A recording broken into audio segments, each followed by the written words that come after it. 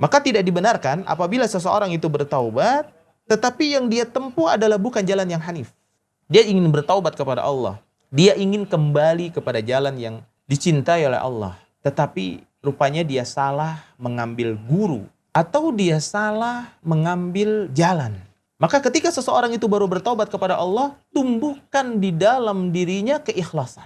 Tumbuhkan di dalam dirinya keikhlasan. Karena apabila taubat ini tidak ikhlas, maka yang terjadi adalah ujub. Oh, saya orang yang bertaubat. Di sekitar saya orang-orang yang tidak bertaubat. Pada akhirnya dia merasa dirinya lebih tinggi daripada yang lain. Akhirnya dia merasa apa? Merasa ujub. Ya.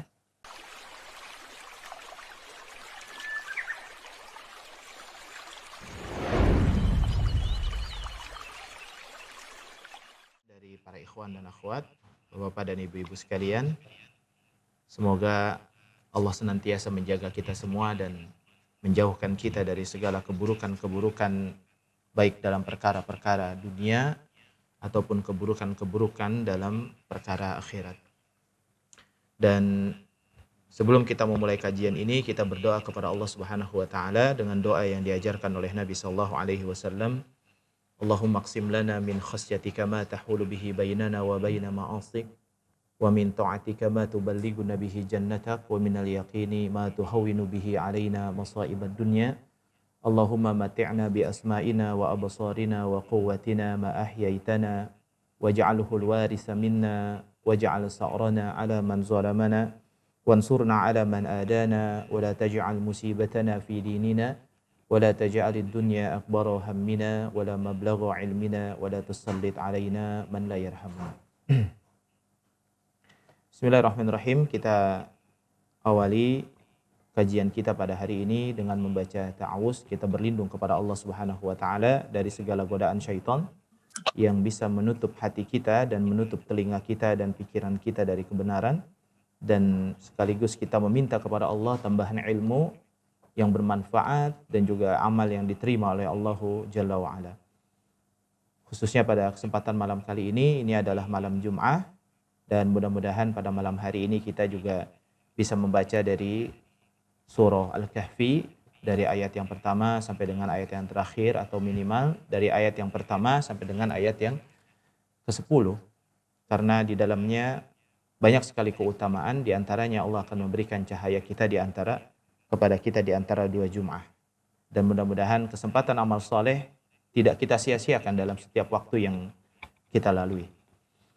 Baik, para ikhwan dan akhwat sekalian yang dirahmati oleh Allah Subhanahu wa taala, kita mulai kajian kita pada hari ini. Bismillahirrahmanirrahim.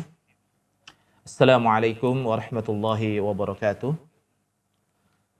Alhamdulillahirabbil alamin, wassalatu wassalamu ala asyrafil anbiya'i wal mursalin, nabiyina Muhammadin wa ala alihi wa ashabihi ajma'in. Subhanaka la ilma lana illa ma 'allamtana innaka antal alimul hakim. Qala ta'ala ya ayyuhalladzina amanu taqullaha haqqa tuqatih wa la tamutunna illa wa antum muslimun. Ya ayyuhan nasu ittaqu rabbakum alladzi khalaqakum min nafsin wahidah wa khalaqa minha zawjaha wa batha minhuma rijalan katsiran wa nisaa'a wattaqullaha alladzi tasaaluna bihi wal arham innallaha kana 'alaikum raqiba. Ya ayyuhalladzina amanu taqullaha wa qulu qawlan sadida yuslih lakum a'malakum wa yaghfir lakum dhunubakum wa may yuti'illaha wa rasulahu faqad faza fawzan 'azima. Amma ba'd, fa inna asdaqal hadisi kitabullah wa khairal huda huda Muhammadin sallallahu alaihi wa ala alihi wasallam wa syarrul umuri muhdatsatuha fa inna kulla muhdatsatin bid'ah wa kulla bid'atin dhalalah wa kulla dhalalatin finnar. Ikhwatal kiram, azanallahu wa iyyakum, para ikhwan dan akhwat yang senantiasa dirahmati oleh Allah tabaraka wa taala. Alhamdulillah, pada malam Jum'ah yang penuh dengan keberkahan ini, di malam yang merupakan daripada puncak kebaikan-kebaikan seorang muslim dalam setiap pekannya, yakni malam Jumat, dan ini merupakan sayyidul ayyam, sebaik-baiknya hari bagi seorang muslim untuk beramal soleh setelah mereka beramal soleh di hari-hari yang selain daripada hari Jumat. Dan mudah-mudahan pada malam Jumat ini kita bisa memanfaatkan kesempatan hidup kita ini untuk beramal soleh, di antaranya adalah menuntut ilmu. Karena kita faham bahwa orang yang menuntut ilmu itu Allah akan tinggikan derajatnya dibandingkan orang-orang yang tidak menuntut ilmu. Allah berfirman, yarfa'illahu alladhina amanu minkum walladhina utul ilma darajat. Sungguhnya Allah akan meninggikan derajat orang-orang yang beriman di antara kalian dan orang-orang yang menuntut ilmu satu derajat. Yang derajat itu adalah ma bainas samawati wal ardh. Jadi jaraknya antara bumi dengan langit. Dan satu derajat di sini itu lebih baik bagi seseorang daripada mendapatkan dunia dan seluruh isinya. Maka seorang yang melangkahkan kakinya untuk menuntut ilmu, mereka menghadiri salah satu daripada taman-taman surga. Mereka juga menghadiri salah satu daripada kajian-kajian zikir kepada Allah Subhanahu wa taala, maka Allah akan berikan kepada mereka kelapangan hati. Allah akan memberikan kepada mereka kemudahan dalam setiap urusan-urusan yang mereka hadapi. Allah akan memberikan kepada mereka keteguhan keimanan dan dijauhkan kepada mereka dari fitnah-fitnah yang berat.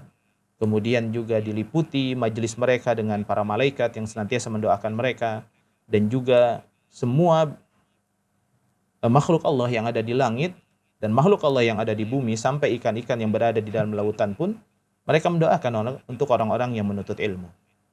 Dan fasilitas untuk menuntut ilmu pada saat ini sangat mudah sekali buat kita.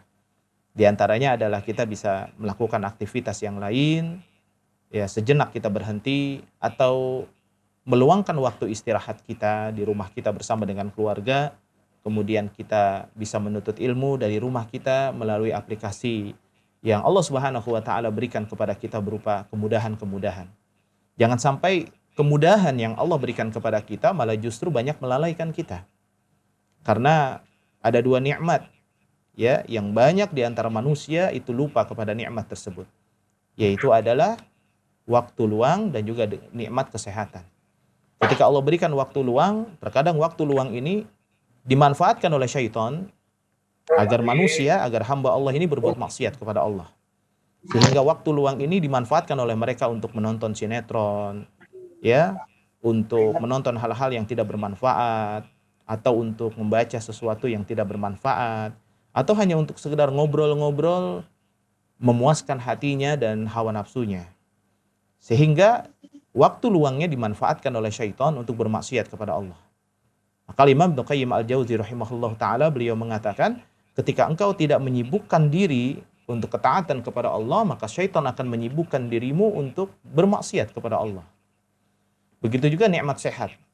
Allah berikan kesehatan yang dengan kesehatan tersebut kita bisa beribadah dengan baik. Bagaimana telinga yang sehat bisa mendengar, maka kemudian dengan pendengaran tersebut dia bisa mendengarkan Al-Quran, dia bisa mendengarkan kajian-kajian, bisa mendengarkan ilmu. Maka dengannya Allah berikan kepada mereka rahmatnya dengan telinga tersebut. Begitu juga hatinya, begitu juga matanya. Dan jangan sampai kita menjadi bahan bakar api neraka Jahannam. Yang Allah katakan di dalam Al-Quran, وَلَقَدْ ذَرَأْنَا لِجَهَنَّمَ كَثِيرًا مِنَ الْجِنِّ وَالْإِنسِ لَهُمْ قُلُوبٌ لَا يَفْقَهُونَ بِهَا وَلَهُمْ آذَانٌ لَا يَسْمَعُونَ بِهَا وَلَهُمْ أَعْيُنٌ لَا يُبْصِرُونَ بِهَا.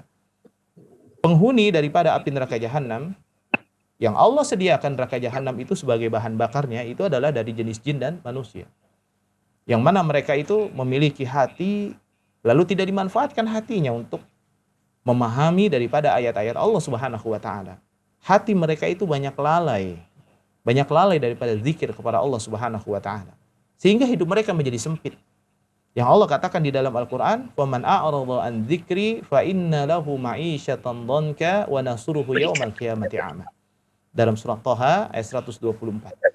Dalam surat Thaha ayat 124. Siapa saja orang-orang yang berpaling daripada peringatan Allah Subhanahu wa taala, hati mereka lalai, hati mereka lupa kepada Allah, hati mereka kotor dengan perbuatan maksiat, dengan perbuatan dosa dan kelalaian, sehingga mereka lupa kepada Allah Subhanahu wa taala, maka fa inna lahu ma'isyatan dhanka. Bagi mereka adalah kehidupan yang sempit.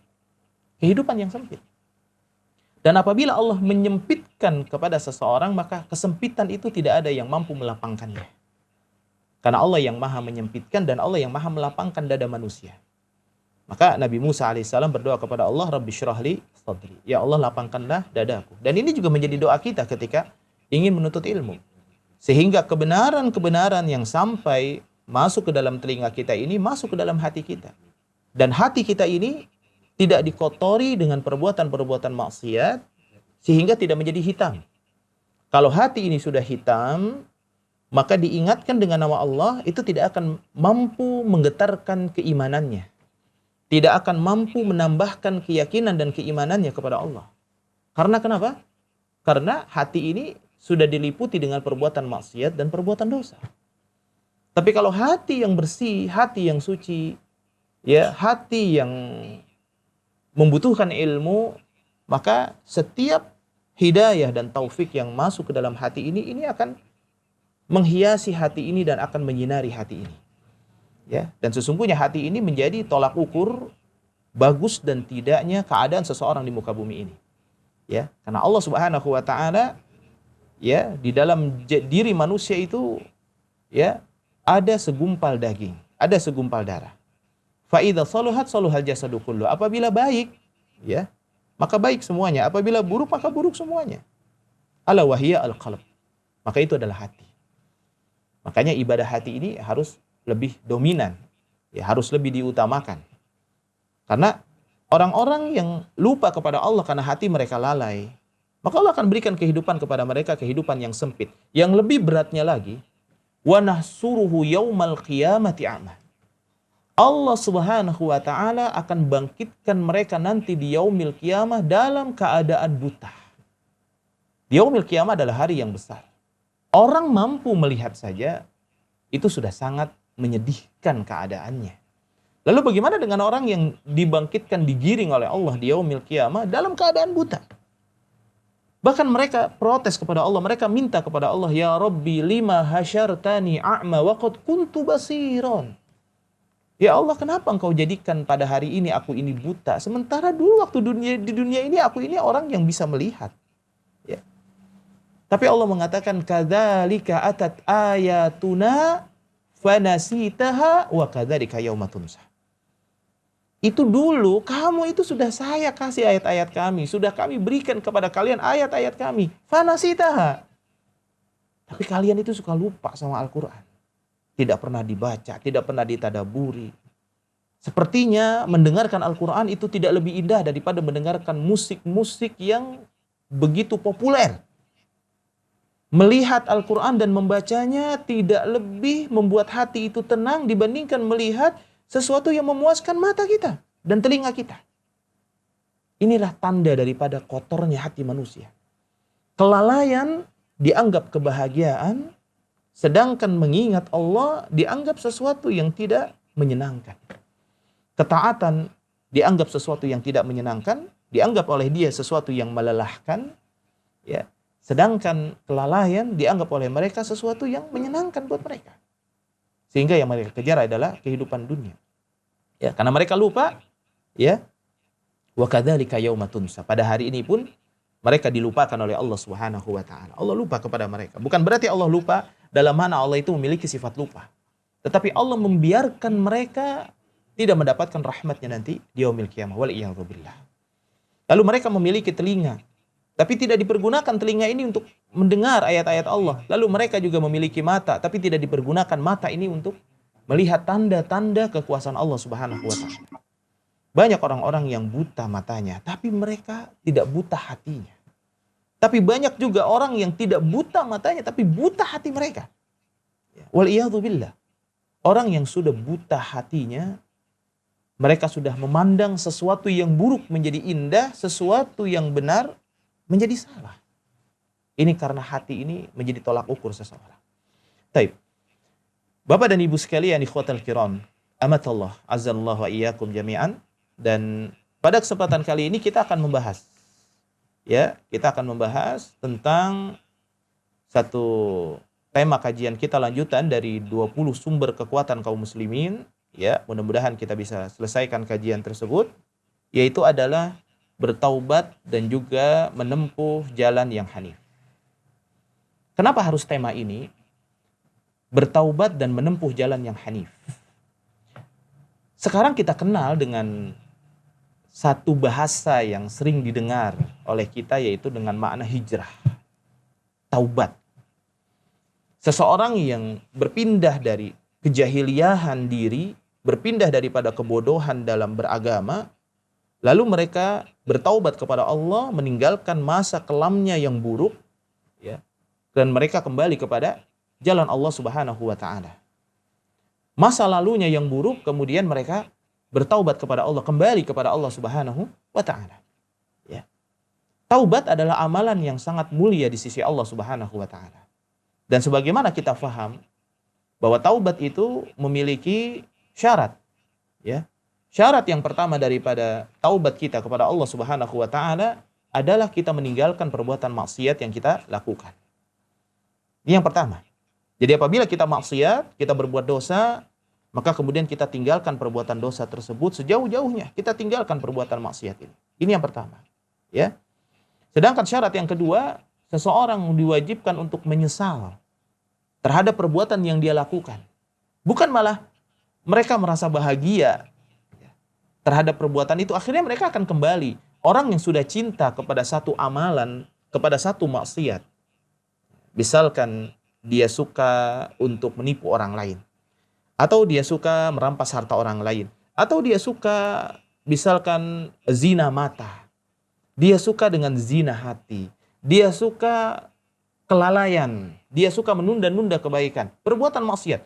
Kemudian mereka bertaubat tetapi tidak ada penyesalan yang berat kepada perbuatan dosa yang mereka lakukan. Maka taubatnya di sini tidak akan terpenuhi syaratnya di hadapan Allah Subhanahu wa taala. Karena taubat itu diwajibkan menyesal terhadap perbuatan yang dilakukan.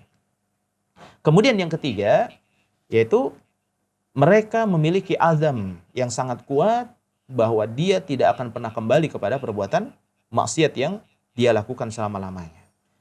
Dan adapun yang keempat, ya, apabila ini menyangkut tentang hak-hak Bani Adam, ya, yang diambil dan dirampas oleh dia, maka taubatnya orang tersebut harus mengembalikan daripada harta yang diambil oleh dia. Ya. Seperti seseorang yang mengambil harta orang lain, ya, yaitu dengan cara menipu atau merampas hartanya.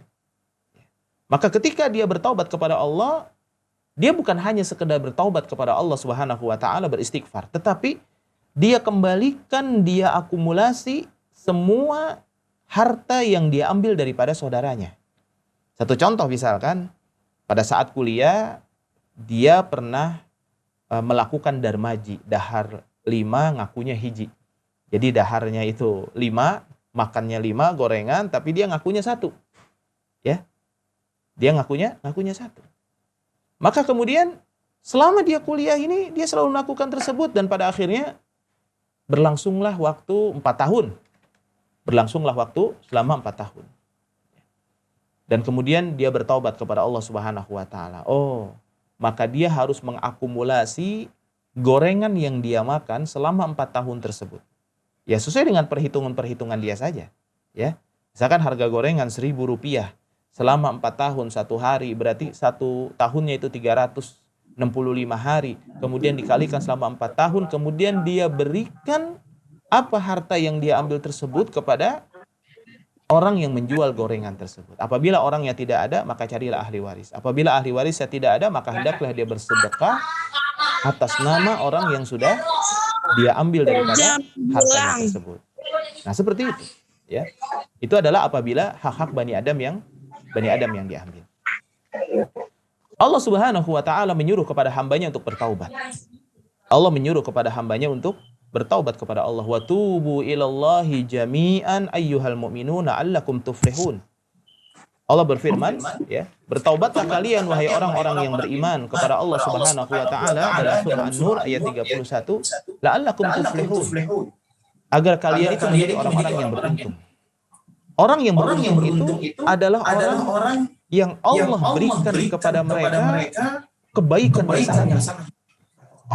Al-muflihun, orang-orang yang beruntung adalah orang yang Allah berikan kepada mereka kebaikan yang sangat. Dan apabila Allah Subhanahu wa taala memberikan kepada seseorang itu kebaikan yang banyak, ya, kebaikan yang besar, maka Allah akan berikan kepada mereka kekuatan yang besar untuk beribadah kepada Allah Subhanahu wa taala. Ya. Untuk beribadah kepada Allah Subhanahu wa taala. Maka dengan mereka itu diberikan oleh Allah Subhanahu wa taala berbagai macam kekuatan, maka Allah Subhanahu wa taala ya, akan memberikan kepada mereka, membuka kepada mereka segala pintu-pintu untuk berbuat baik. Dalam sabda Nabi SAW, Rasulullah SAW beliau bersabda, sesungguhnya apabila Allah Subhanahu wa taala menyayangi, mencintai seorang hamba, ya, maka Allah akan buka kepadanya segala pintu-pintu kebaikan. Allah akan buka kepadanya segala pintu-pintu kebaikan. Sampai orang-orang yang berada di sekitarnya itu akan merasa senang dengan apa yang dia lakukan. Begitu juga dalam sabda Nabi SAW, ya, orang yang bertaubat kepada Allah, maka dia telah merubah pola pikir hidupnya yang tadinya berorientasi kepada kehidupan dunia, maka dia berorientasi kepada kehidupan akhirat. Tidak ada orang yang bertaubat kepada Allah, tetapi taubatnya itu karena dia cinta kepada kehidupan dunia. Mungkin ada sebagian orang yang taubatnya itu karena dia sempit dalam kehidupan dunia. Satu contoh misalkan, seseorang yang melakukan praktek ribawi. Seorang yang melakukan praktek ribawi. Kemudian dia terhimpit dengan transaksi ribawi yang dia lakukan. Kemudian dia bertaubat kepada Allah, ya. Kemudian dia tinggalkan riba. Karena riba sudah menghimpit hidupnya. Tapi ketika hidupnya ini sudah tidak terhimpit dan riba tersebut sudah tidak lagi membuat hidupnya itu menjadi susah, maka dibuka lagi oleh dia peluang-peluang untuk melakukan transaksi ribawi. Ini adalah orang yang tidak taubatan nasuha. Karena taubat itu tubu ilallahi taubatan nasuha dalam surat At-Tahrim. Ayat yang ke-8 Allah berfirman, ya, wahai orang-orang yang beriman, bertaubatlah kalian kepada Allah dengan taubat yang sebenar-benarnya. Kembali kepada jalan Allah dengan jalan yang benar. Dan orang yang bertaubat kepada Allah, orientasinya adalah orientasi kehidupan akhirat. Dan kalau seorang manusia sudah orientasinya kehidupan akhirat, janji dari Allah Subhanahu wa taala dalam sebuah hadis yang sahih, yang mutawatir. Kata Nabi SAW, man kana hammuhu dunya, man kana hammuhul akhirah. Siapa saja orang-orang yang orientasi hidupnya adalah untuk akhiratnya, karena dia sudah bertaubat dari kelamnya dunia, daripada buruknya dunia, lalu dia bertaubat kepada Allah, kemudian mengikuti jalan Allah Subhanahu wa taala. Maka Allah akan memberikan kepadanya yang pertama, jama'allahu lahu syamlahu. Allah akan memberikan kepada mereka kekuatan. Kekuatan. Orang yang bertaubat kepada Allah, Allah akan berikan kepada mereka kekuatan. Kekuatan untuk beramal saleh. Banyak orang yang bertaubat kepada Allah. Satu contoh, ada seorang syekh, dia bercerita. Ada seorang pemuda yang hidupnya itu penuh dengan kemewahan dunia. Lalu kemudian pemuda tersebut, dia memiliki mobil sport yang sangat mewah sekali, yang sangat mahal, harganya miliaran, ya. Maka kemudian dia memacu kendaraan itu dengan cepat sekali dan pada akhirnya terjadi kecelakaan yang besar. Pada saat itu haruslah dia diamputasi tangannya, diamputasi kakinya. Dan dia tidak bisa melakukan apa-apa lagi.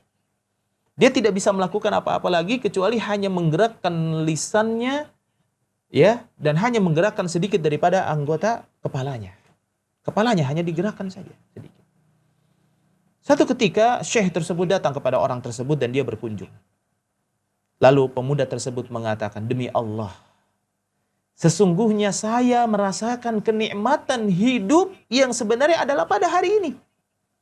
Ketika saya sudah tidak memiliki kekuatan, saya tidak memiliki tangan, saya tidak memiliki kaki, saya tidak bisa berjalan kemana-mana. Justru Allah memberikan kepada saya kekuatan yang sangat besar. Saya bisa beribadah kepada Allah Subhanahu wa taala. Seorang mukmin yang orientasinya kehidupannya adalah akhirat dan dia bertaubat kepada Allah, mengikuti jalan yang lurus. Kemudian mengislah dirinya menjadi orang-orang yang terbaik. Ya.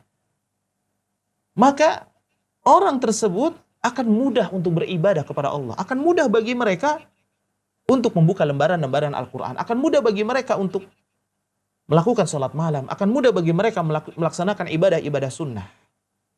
Kenapa kita lihat banyak orang-orang yang baru berhijrah? Semangatnya melebihi daripada orang-orang yang sudah lama. Memang dalam urusan amal itu, kata Nabi SAW, ala likulli amalin syarratun walikulli syarratin fatratun.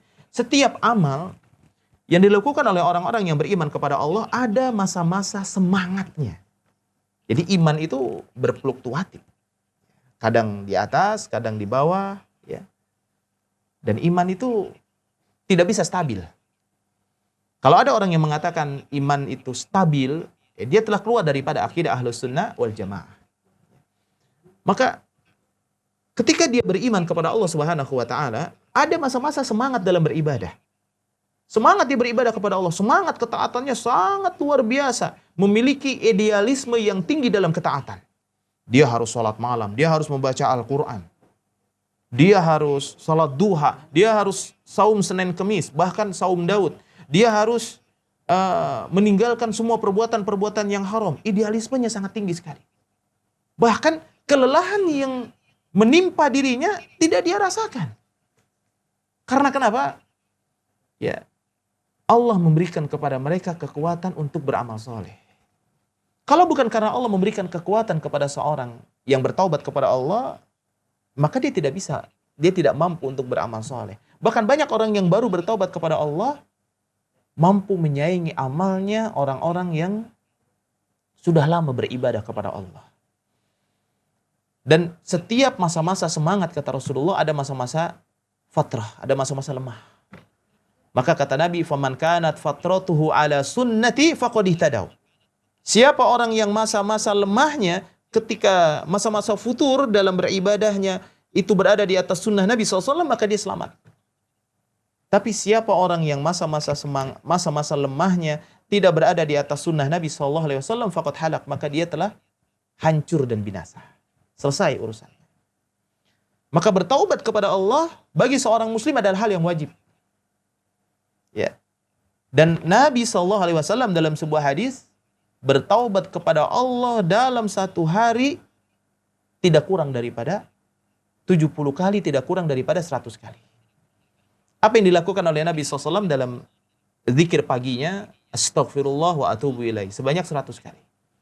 Ya. Ketika seseorang membaca astaghfirullah wa atubu ilaih, maka Allah Subhanahu wa taala akan mengampuni segala dosa-dosanya. Dalam hadis riwayat Imam Bukhari, bahwa Rasulullah SAW dari jalan Abu Hurairah, bahwa Rasulullah SAW beliau bertaubat, meminta ampun kepada Allah Subhanahu wa taala dalam satu hari lebih daripada 70 kali. Dalam hadis riwayat Imam Bukhari. Begitu juga di dalam hadis riwayat Imam Muslim dari jalan Al-Agharri ibni Yasar Al-Muzanni, bahwa Nabi SAW menyuruh kepada seorang manusia untuk bertaubat kepada Allah, fa inni atubu fil yaumi mi'atu marrah. Sesungguhnya aku bertaubat kepada Allah Subhanahu wa taala dalam satu hari sebanyak 100 kali. Ya. Maka salah satu sunnah daripada Nabi, maka kita memperbanyak taubat kita kepada Allah. Dan di antara taubat adalah berzikir kepada Allah Subhanahu wa taala dengan zikir-zikir yang disunnahkan. Maka tidak dibenarkan apabila seseorang itu bertaubat, tetapi yang dia tempuh adalah bukan jalan yang hanif. Dia ingin bertaubat kepada Allah. Dia ingin kembali kepada jalan yang dicintai oleh Allah. Tetapi rupanya dia salah mengambil guru. Atau dia salah mengambil jalan. Maka ketika seseorang itu baru bertaubat kepada Allah, tumbuhkan di dalam dirinya keikhlasan. Tumbuhkan di dalam dirinya keikhlasan. Karena apabila taubat ini tidak ikhlas, maka yang terjadi adalah ujub. Oh, saya orang yang bertaubat. Di sekitar saya orang-orang yang tidak bertaubat. Pada akhirnya dia merasa dirinya lebih tinggi daripada yang lain. Akhirnya dia merasa apa? Merasa ujub. Ya. Dan taubat kepada Allah Subhanahu wa taala bagi seorang hamba adalah sebuah kewajiban, apakah dia merasa dirinya telah berbuat dosa atau dirinya merasa tidak berbuat dosa. Maka kita lihat apa yang diajarkan oleh Nabi sallallahu alaihi wasallam. Seseorang yang baru selesai melaksanakan sholat. Dan Allah tahu, Rasulullah tahu. Sholat seorang hamba itu kadang-kadang dia ingatnya yang lain. Dia bukan ingat Allah tapi malah ingat yang lain. Ingat ada urusan-urusan dunia yang dia ingat. Maka kemudian selesai salat, Rasulullah SAW mengajarkan kepada kita, yaitu bukan mengucapkan alhamdulillah. Padahal selesai kita melaksanakan ibadah. Tapi justru Rasulullah mengajarkan kepada kita, astaghfirullah, astaghfirullah, astaghfirullah.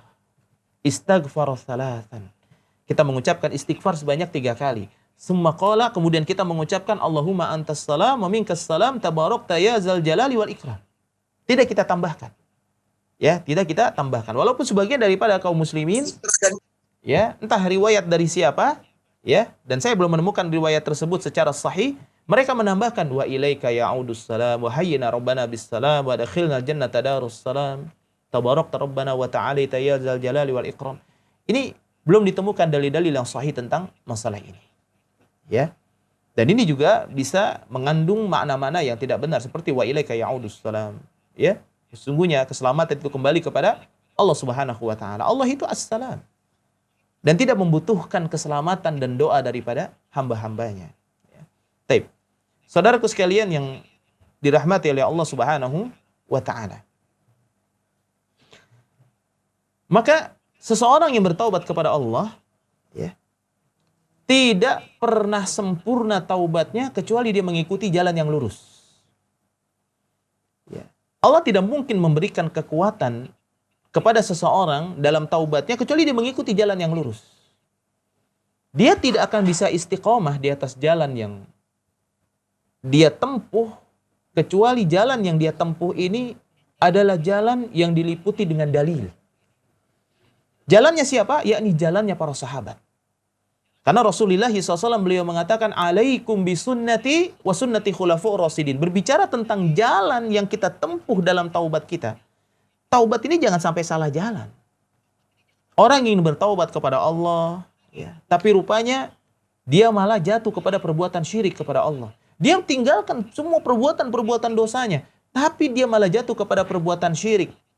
Dia bertaubat kepada Allah, tapi dia dekati kuburan orang-orang soleh, dia berdoa di atasnya, kemudian dia juga beribadah di atasnya, khusyuk, ya, melakukan khidmat di atas kuburan orang-orang soleh. Padahal, ya, Rasulullah SAW, ya, sangat mengecam, sangat menutup keras orang-orang yang beribadah di tempat atau di kuburan orang-orang soleh. Bagaimana nanti mereka bisa diibadahi? Karena maksud ibadah di atas kuburan orang soleh adalah berdoa. Jadi maksud ibadah di atas kuburan orang soleh adalah berdoa. Atau dia bertobat kepada Allah karena dia merasa dirinya adalah orang yang hina di hadapan Allah, maka kemudian dia mencari wasilah. Dia mencari wasilah yang wasilah tersebut cara yang tidak dibenarkan di dalam Islam. Dia mencari wasilah. Padahal dalam urusan taubat, ya, wasilah dalam doa, Allah Subhanahu wa taala dan Rasulullah memberikan 3 fasilitas kepada kita. Ya, 3 fasilitas wasilah. Yang pertama adalah bi asma'illah. Kita berwasilah dengan nama-nama Allah Subhanahu wa taala al-husna yang mulia. Dan yang kedua, kita mendatangi orang-orang saleh yang masih hidup. Atau orang-orang mukmin yang masih hidup, kita minta kepada dia doanya. Kita minta kepada dia doanya atas apa yang menimpa kita. Boleh seorang itu datang kepada seorang muslim, kemudian dia meminta didoakan kepada Allah Subhanahu wa taala agar dia itu bisa istiqomah, agar dia itu bisa benar, ya, agar diampuni dosanya oleh Allah, ya, dan lain sebagainya. Boleh seorang itu meminta doa dari kaum muslimin yang lain yang dianggap oleh dirinya doanya itu dikabulkan oleh Allah Subhanahu wa taala. Ini fasilitas yang kedua dalam urusan wasilah. Fasilitas yang ketiga yang Allah berikan kepada kita adalah dari amalan-amalan soleh. Amalan-amalan soleh yang kita lakukan, ya, yang bertujuan kita niatan karena Allah Subhanahu wa taala, kemudian kita sampaikan kepada Allah, ya Rabb, saya sudah beramal soleh. Sebagaimana dalam hadis riwayat Imam Muslim, ada pemuda yang mereka tersebut sedang berjalan-jalan, tiba-tiba hujan dan mereka masuk ke dalam sebuah gua. Kemudian terdengarlah suara gemuruh dan gua tersebut ditutupi dengan batu yang besar. Dan mereka tidak bisa menggeser batu ini. Ya, dan ini kita kenal dengan hadis tersebut dan cerita ini. Tidak ada yang mampu membukanya. Kemudian Berdoalah mereka satu-satu kepada Allah Subhanahu wa taala atas amal soleh yang sudah mereka lakukan. Dari mulai amal soleh, ya, memberikan susu kepada orang tuanya dan dia menunggunya, ya, dan dia tidak meminumnya. Ya, padahal anak-anaknya itu sangat membutuhkannya. Begitu pula yang satunya, yang dia itu sudah memberikan bantuan kepada seorang wanita yang memiliki kecantikan dan dia sangat suka dengan wanita tersebut. Dia memberikan bantuan dengan syarat wanita tersebut mau berzina dengan diri. Tapi sampai ketika ingin dilakukan perzinahan, dia kemudian takut kepada Allah Subhanahu wa taala. Dan begitu pula seseorang yang dia memberikan upah. Ya, kemudian orang yang diberikan upah tersebut tidak ada. Maka kemudian uang upahnya tersebut diberikan beberapa ekor domba, kemudian digembala domba tersebut, dan pada akhirnya menjadi besar dan banyak sekali dombanya. Ketika orang tersebut tiba-tiba datang, dan dia mengatakan, saya ingin mengambil gaji saya, maka dia katakan, itu gaji kamu semuanya. Kamu jangan main-main sama saya. Itu gaji kamu semuanya. Itu semua domba, ratusan domba itu semuanya milik kamu, dan itu adalah gaji kamu. Ya, dia serahkan semuanya kepada orang tersebut dengan penuh amanah. Ya. Maka saudaraku sekalian dirahmati oleh Allah Subhanahu wa taala. Ya. Taubat itu harus ditempuh dengan jalan yang benar. Allah berfirman di dalam Al-Qur'an, wa anna hadza sirati mustaqima fattabi'uhu. Dan ini adalah merupakan jalanku yang lurus. Ikutilah. Jalan Allah yang lurus adalah jalan yang telah ditempuh oleh para sahabat. Rasulullah bersabda, alaikum bisunnati wa sunnati khulafaur rasyidin al-mahdiyyin. Hendaklah kalian itu mengikuti sunnahku. Sunnah Rasul saja yang diikuti, bukan sunnah-sunnah yang lain. Karena ada juga jalan yang ditempuh oleh orang-orang yang beriman kepada Allah, yang sunnahnya itu bukan sunnah dari Nabi SAW. Bukan sunnah dari Nabi. Ya.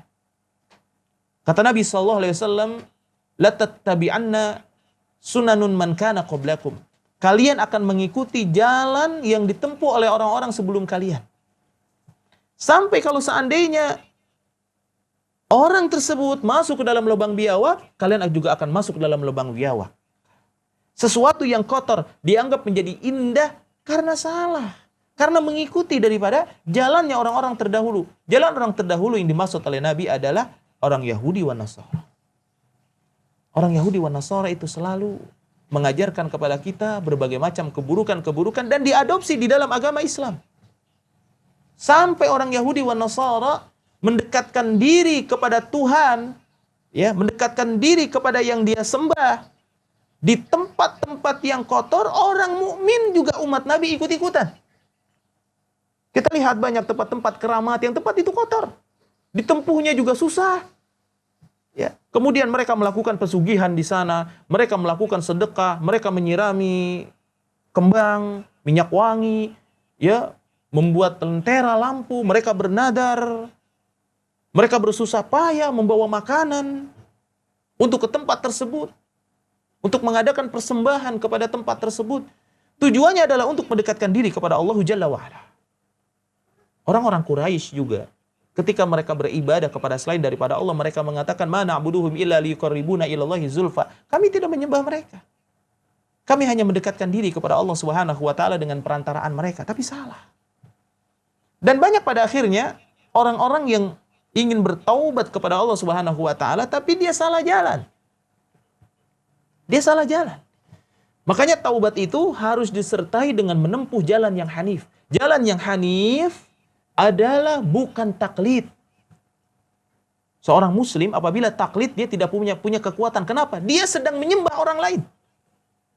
Dia sedang mengekor kepada orang lain tanpa dalil.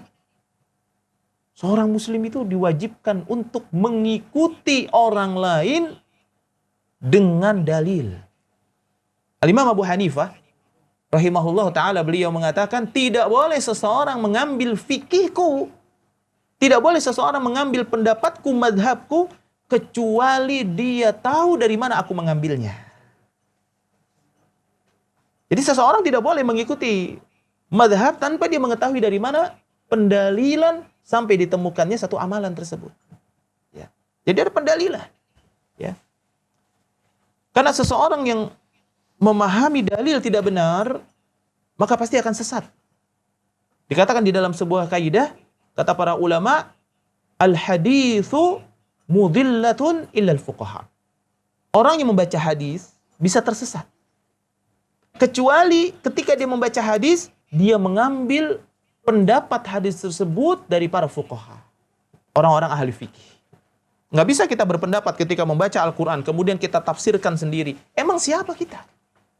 Orang yang mentafsirkan Al-Quran, orang yang menjelaskan Al-Quran kepada manusia, ya, tanpa dia mau mengambil daripada penjelasan-penjelasan daripada ulama-ulama mufassir, dia wajib memiliki satu ilmu, yaitu harus mengetahui bahasa Al-Quran dari awalnya sampai akhirnya. Kalau dia tidak mengetahui bahasa Al-Quran, bahasa Arab dari awal sampai akhirnya, itu tidak boleh sekali-kali mentafsirkan Al-Quran dengan pendapatnya sendiri. Man tafassara al-Qur'anu bi ra'yihi falyatabawwa maq'adahu minan nar. Siapa orang yang mentafsirkan Al-Quran sesuai dengan pendapatnya, sesuai dengan kepentingannya, sesuai dengan kemauannya, untuk menjatuhkan orang lain, untuk menyalahkan orang lain, untuk merendahkan orang lain, silahkan, kata Nabi, tempat duduknya di dalam api neraka jahanam, wal'iyadzubillah. Maka ketika kita mentafsirkan Al-Quran, kita baca. Sekarang banyak fasilitas. Ada tafsir Ibnu Katsir, ada tafsir Al-Muyassar, ya, ada tafsir-tafsir yang ringan, ada tafsir Karimir Rahman, ya, ada tafsir-tafsir para ulama, Ibnu Taimiyah, ya. Tafsir-tafsir para ulama yang kita baca, tafsir Jalalain. Kita baca apa pendapat ulama tentang ayat tersebut. Lalu kita korelasikan dengan dalil. Ya. Ketika kita membaca tafsir Ibnu Katsir, maka kita juga menemukan ada kitab terjemah namanya Sahih Ibnu Katsir. Karena di dalam tafsir Ibnu Katsir juga terdapat beberapa dalil yang di dalamnya tidak sahih. Ya. Dan itu diteliti oleh para ulama ahlul hadis. Ya. Ada cerita-cerita tentang Israiliyat. Maka cerita tentang Israiliyat, kaidah kita, jangan membenarkan semuanya, jangan menyalahkan semuanya. Ya. Jadi kaidah kita terhadap cerita-cerita Israiliyat, jangan menyalahkan semuanya, jangan membenarkan semuanya. Maka jalan yang kita tempuh, agar Allah memberikan kekuatan kepada kita, Allah memberikan pertolongan kepada kita, yaitu jalan yang telah dipilih oleh Allah Subhanahu wa Ta'ala. Jalannya siapa? Jalannya para sahabat. Bismillah. Jalannya para sahabat. Allah berfirman, as-sabiqunal awwalun minal muhajirin wal ansar walladzina taba'uhum bil ihsan. Orang-orang yang telah mendahului kalian, ya, dari orang-orang muhajirin dan ansar, yakni para sahabat. Maka tidak pernah seseorang benar menempuh jalan Allah kecuali jalan yang telah ditempuh oleh para sahabat, para salafun salih. Karena para as-salaf, yakni para sahabat Nabi yang telah mendahului kita, mereka adalah orang yang telah terkumpul kepada mereka semua kebaikan dan jalan yang lurus. Maka kalau ada seseorang yang beragama tapi tidak mengikuti para sahabat, tidak mengikuti salafus salih, ini cara beragama mau ngikutin siapa? Ya. Mau ngikutin siapa kita cara beragama? Cara beragama yang paling murni adalah mengikuti para sahabat. Taubat yang paling benar adalah mengikuti para sahabat. Kita tidak mengikuti manusia, kita tidak menjadi budak manusia. Kalau orang taubatnya terus taklid, ngikutin orang lain tanpa dalil, berarti dia sedang menyembah orang ini. Orang ini mengamalkan apa saja diikuti. Orang ini datang ke tempat keramat diikuti. Orang ini sujud di depan kuburan diikuti. Orang ini menyebut nama-nama selain daripada nama Allah dalam doanya diikuti. Hakikatnya dia sedang menyembahnya. Ittakhadhu ahbarahum wa ruhbanahum arbaba min dunillah. Mereka menjadikan rahib-rahib, tokoh-tokoh mereka sebagai Tuhan-Tuhan selain daripada Allah yang mereka ikuti, yang mereka taati. Diharamkan oleh Allah, malah dihalalkan, diikuti. Ini taubat yang tidak benar. Allah tidak akan berikan kekuatan. Kenapa? Ya. Karena mereka telah mengikuti jalan yang salah. Orang yang mengikuti jalan yang salah, yakni cara beragama yang salah, cara bertauhid yang salah, maka bukan Allah memberikan kepada mereka kebaikan, malah justru Allah memberikan kepada mereka kesesatan. Wal'iyadzubillah. Ya. Maka kita harus betul-betul memahami bahwa apa yang dijelaskan oleh guru kita, oleh para ustadz yang menyampaikan kepada kita, bahwa ustadz ini menyampaikan dari dalil, dari Al-Quran dan hadis, ya, dari dua wahyu Allah. Wahyu Allah yang pertama adalah Al-Quran, dan wahyu Allah yang kedua adalah Al-Hadis. Tidak bisa dipisahkan antara Al-Quran dan hadis. Maka seseorang yang ingin memahami Al-Quran, dia juga memahami hadis. Tidak mungkin sampai kepada kita Al-Quran sebanyak 30 juz kalau bukan diriwayatkan oleh para sahabat yang menghafalkan Al-Quran. Makanya kata Ibnu Mas'ud, al-isnadu binad-din. Sanad itu bagian daripada agama. Kalau agama ini tidak memiliki sanad, sama dengan agama yang lain. Seseorang bisa berbicara tentang agamanya apa saja. Oh, ini dari Allah, ini dari Rasulullah. Contoh misalkan tentang masalah kopi, disebutlah sebuah hadis, kata mereka, sesungguhnya ya, kopi itu akan membuka pikiran, akan menambahkan ilmu. Dibuka oleh mereka. Seorang suami yang pada akhirnya mereka ini sebel dengan istrinya, dibacakan sebuah hadis-hadis yang palsu. Ya. Kemudian biar menjaga kebersihan, dibukalah an-nazafatu minal iman, kebersihan sebagian daripada keimanan. Ya. Kemudian banyak sekali tentang masalah Ramadan, tentang masalah dan sebagainya, beredarlah hadis-hadis yang palsu. Ya. Tanpa mereka meneliti terlebih dahulu. Seorang muslim ketika bertaubat kepada Allah, dia wajib menempuh jalan yang hanif. Maka Allah akan memberikan wa yazidkum quwwatan ila quwwatikum. Allah akan menambahkan kekuatan di samping kekuatan yang kalian miliki. Dan Allah juga berfirman, in tansurullaha yansurukum wa yusabbit aqdamakum. Kalau kita menolong agama Allah itu adalah agama yang lurus. Ala lillahi dinul khalis. Ya. Ini adalah agamaku yang lurus. Ya. Dan Allah juga mengatakan di dalam Al-Quran, ya, bahwa sesungguhnya dinan hanifan millata Ibrahima hanif. Agama yang lurus, agama Ibrahim alaihi salam, yakni tidak berbuat syirik kepada Allah Subhanahu wa taala. Maka jalan yang lurus ada jalan yang ditempuh oleh para sahabat yang di dalamnya tidak terdapat kekufuran, tidak terdapat kesyirikan, dan semua kebaikan sudah dilakukan oleh para sahabat. Karena kata Rasulullah, ma baqiya syai'un yuqarribukum ilal jannati wa yubaidukum minan nar illa waqad buyyinalah. Tidak ada sesuatu pun yang mendekatkan diri kalian kepada surga dan menjauhkan dari neraka illa waqad buyyinalah. Semuanya sudah dijelaskan oleh para sahabat.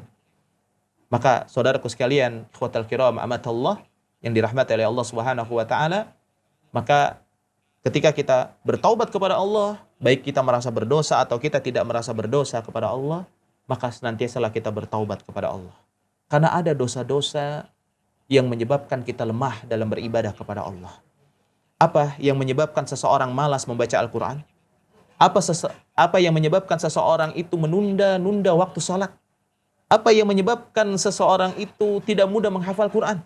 Apa yang menyebabkan seseorang itu tidak mau melangkahkan kakinya menuntut ilmu? Sepertinya tidak ada kesempatan dia. Hanya sekedar membuka untuk menuntut ilmu, sepertinya susah. Nonton bola lebih dia suka, melihat HP lebih dia suka, menonton sinetron lebih dia suka, ngobrol-ngobrol lebih dia suka daripada menuntut ilmu.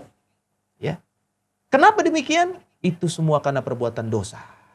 Al-Fudail bin Iyad mengatakan perbuatan dosa itu efeknya kepada keluarga. Suami istri jadi berantem. Itu gara-gara dosa. Maka banyak bertobat kepada Allah. Pulang, tiba-tiba istrinya cemberut, maka segera kita beristighfar, minta ampun kepada Allah. Kalau Ali bin Abi Thalib, dia berangkat ke masjid, dia sholat 2 rakaat, baru dia pulang. Ya. Karena bisa jadi keributan dalam rumah tangga itu dipicu oleh dosa yang kita lakukan dan kita belum minta ampun kepada Allah Subhanahu wa taala. Begitu pula rizki yang sempit, masalah yang datang bertubi-tubi, ujian dan musibah, banyaklah bertaubat kepada Allah Subhanahu wa taala. Karena yursilis sama alaikum midrora. Orang yang bertaubat, Allah akan kucurkan air dari langit. Wa yazidkum quwwatan ila quwwatikum. Allah akan berikan kekuatan yang besar. Ya, wa yumditkum bil amwali wal banin. Allah akan berikan kepada mereka harta yang banyak. Allah akan berikan kepada mereka anak yang banyak akibat taubat yang mereka lakukan. Maka saudaraku yang dirahmati oleh Allah Subhanahu wa taala, ya. Maka kekuatan kaum muslimin adalah mereka bertaubat terus kepada Allah, ya, dan mereka senantiasa rendah di hadapan Allah, mereka sujud pada malam hari membaca Al-Quran, maka Allah berikan kepada mereka kekuatan. Dan tentunya kekuatan tersebut apabila mereka menempuh jalan yang hanif, yang telah dipilih oleh Allah keridhaannya, yaitu kepada para sahabat Nabi. Maka pelajarilah ilmu dengan benar, pelajarilah ibadah sebagaimana ibadah yang dilakukan para sahabat, dan berakidahlah sebagaimana berakidahnya para sahabat.